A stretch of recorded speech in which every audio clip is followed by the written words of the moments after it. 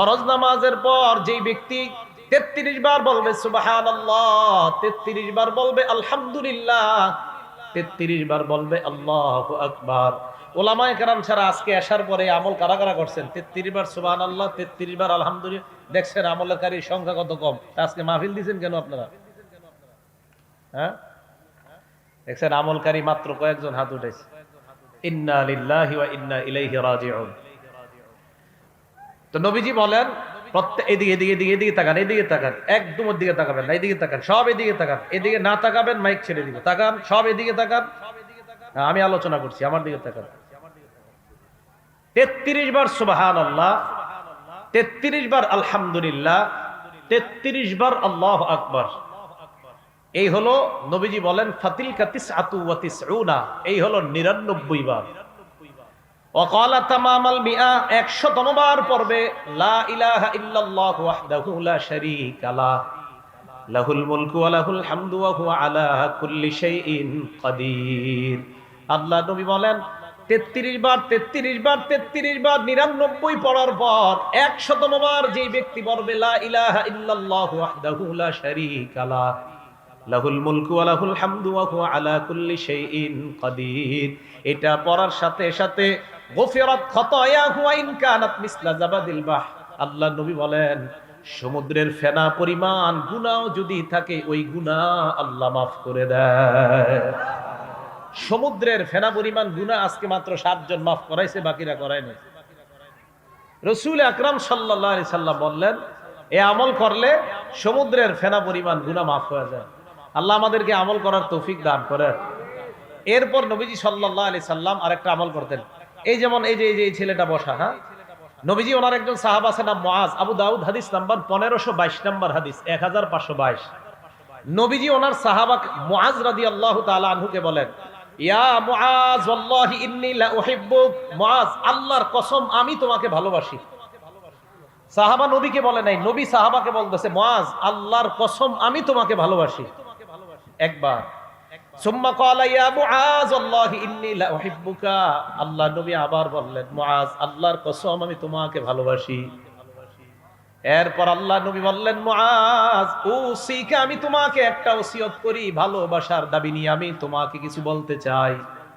লা তাদআদনা ফি দুবুরি কুল্লি সালাত, 5 ওয়াক্ত ফরজ নামাজের পরে এই আমলটা কখনো তোমরা ছাড়বা না।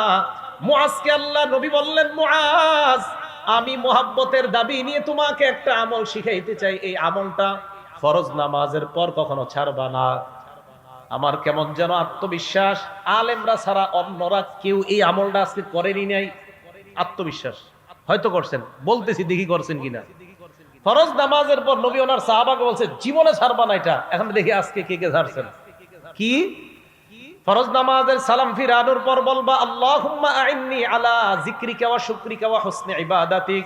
ওলামা ছাড়া অন্য কে এই দোয়াটা পড়ছেন আজকে? একজন।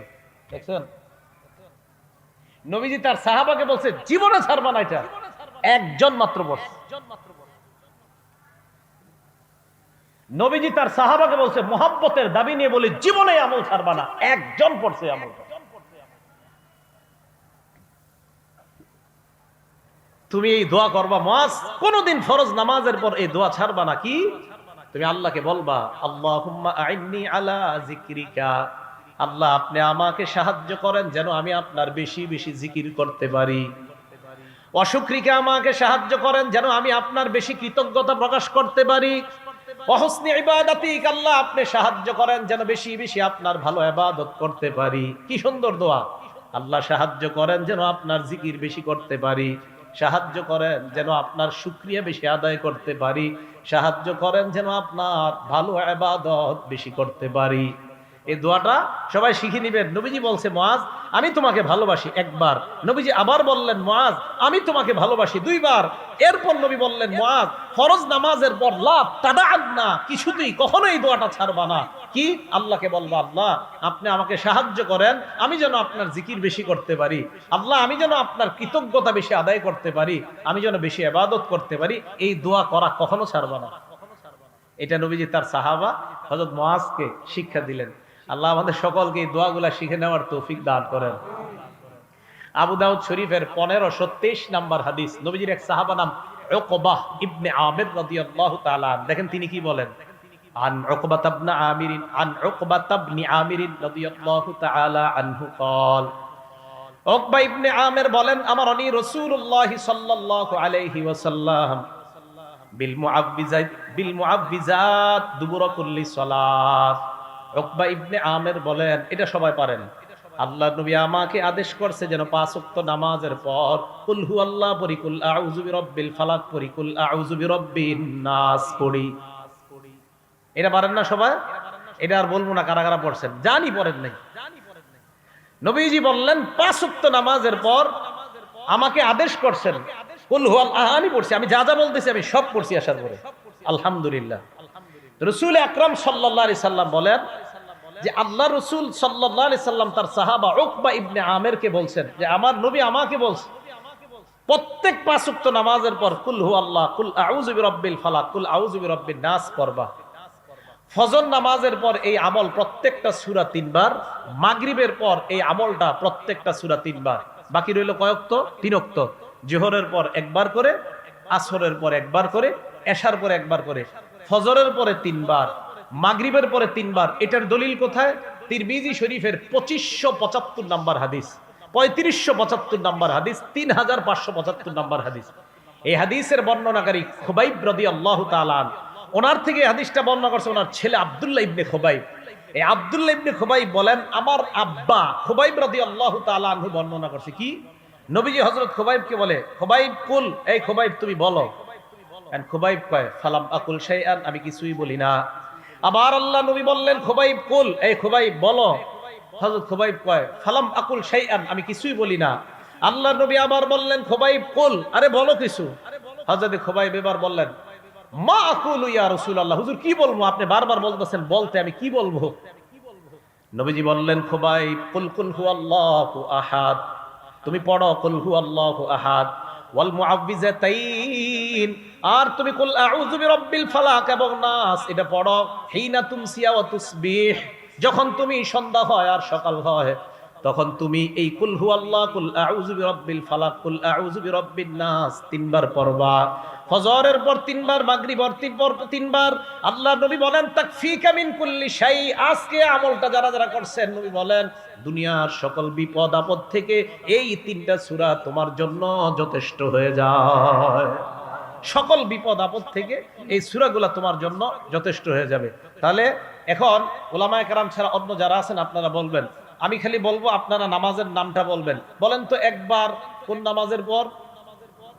যোহর আর যোহর, আসর, এশা। 3 বার কোন নামাজের পর? ফজর, মাগরিব। আসরের পরে কয়বার করে? এশার পরে, ফজরের পরে 3 বার। মাশাআল্লাহ, মনে থাকবে তো ইনশাআল্লাহ। বাসায় মা বোন যারা আছে ওনাদেরকে বলবেন এটা পড়তে। এই আমলটা রাসূল আকরাম সাল্লাল্লাহু আলাইহি সাল্লাম ওনার সাহাবাকে শিখাইলেন, উকবা ইবনে আমিরকে শিখাইলেন। তাহলে মুআজ রাদিয়াল্লাহু তাআলা আনহুর মাধ্যমে আমল শিখলাম, উকবা রাদিয়াল্লাহু তাআলা আনহুর মাধ্যমে আমল শিখলাম, খুবাইব রাদিয়াল্লাহু তাআলা আনহুর মাধ্যমে আশ্চর্য আমল শিখলাম। এবার আমরা যে আমলটা শিখবো এটার নাম আয়াতুল কুরসি। বলেন কি নাম? আয়াতুল কুরসি। মন দিয়ে শুনবো। এই আয়াতুল কুরসির ব্যাপারে 6টা কথা বলবো। বলেন সবাই কয়টা? 1 নাম্বার, আয়াতুল কুরসি কোরআনের সবচেয়ে মর্যাদাপূর্ণ আয়াত। 2 নাম্বার, আয়াতুল কুরসি কোরআনের প্রধান আয়াত। 3 নাম্বার, আয়াতুল কুরসির জিহ্বা আছে, 2টা ঠোঁট আছে। 4 নাম্বার, আয়াতুল কুরসির তাফসীর সংক্ষিপ্ত। 5 নাম্বার, আবু হুরায়রা রাদিয়াল্লাহু তাআলা আন এবং এক চোরের সাথে বুখারীর বর্ণনা থেকে আমরা প্রমাণ করব একটা ঘটনা ঘটছে। চোর আবু হুরায়রা রাদিয়াল্লাহু তাআলা আনহুকে আয়াতুল কুরসির আমল শিক্ষা দিয়েছে। 6 নাম্বার, ফরজ নামাজের পর আয়াতুল কুরসি পড়ার কি লাভ। এই 6টা অংশ শেষ হবে, হুজুর ইনশাআল্লাহ এসে যাবেন, আলোচনা শুরু করবে। আল্লাহ আমাদের সকলকে ধৈর্যের সাথে আলোচনাগুলো শোনা, বলা, আমল করার তৌফিক দান করেন। এর মাঝে একটা কথা, আমি আলোচনায় থাকি, হুজুর আলোচনায় থাকে, যেই থাকুক, মাগরিব এশার নামাজের আগে মুহতারাম আলী হাসান উসামা হাফিজাহুল্লাহ আলোচনায় ছিলেন। নামার সাথে সাথে দেখলাম আপনারা আমার দিকে তাকাইছেন, কাজটা ঠিক করেন নাই। উনি আলোচনা করতেছে, ওনার দিকে আপনারা তাকায় থাকবেন, কে আসছে এটা দেখা দরকার নাই। তাহলে যে আলোচনা করবে ওনার দিকে তাকিয়ে থাকবেন। এর মাঝখানে যে অন্য দিকে তাকান, এটা আপনার কিছু আলোচনা ছুটে যায়। আমার কিন্তু কিছু নিয়ম আছে, আপনারা যারা আলোচনা শোনেন হঠাৎ আমি জিজ্ঞাসা করি বলেন কি বলছি এখন, এটা বলে ফেলি। তো এই জাতীয়, এই জন্য এটা করবেন না, ঠিক আছে না? করবেন। যে আমাদের অলিপুরি সাহেব হুজুর যখন বয়ান করে, হুজুর তো জানেন কিভাবে বয়ান করে, মনে হবে ক্লাস করাইতেছে। এখন হুজুরের বয়ানে যদি ওই দিকে তাকান, তো হুজুর মাঝখান দিয়ে যদি বলেন তো কি বলছি, পারবেন না। তো এইটা কি হলো? এই জন্য যেই আলোচক আসরের পরেও যদি কেউ আলোচনা করে, বাস ওনার দিকে তাকায় থাকবেন। জোহরের পরে কেউ আলোচনা করে, ওনার দিকে তাকায় থাকবেন। মসজিদে জুমার নামাজে আপনাদের এলাকার সবচেয়ে অপরিচিত ব্যক্তিটাও যদি আলোচনা করে, ওনার দিকেও তাকায় থাকবেন। কথাটা মনে থাকবে তো সবার ইনশাআল্লাহ? আল্লাহ আমাদের সকলকে আমল করার তৌফিক দান করেন।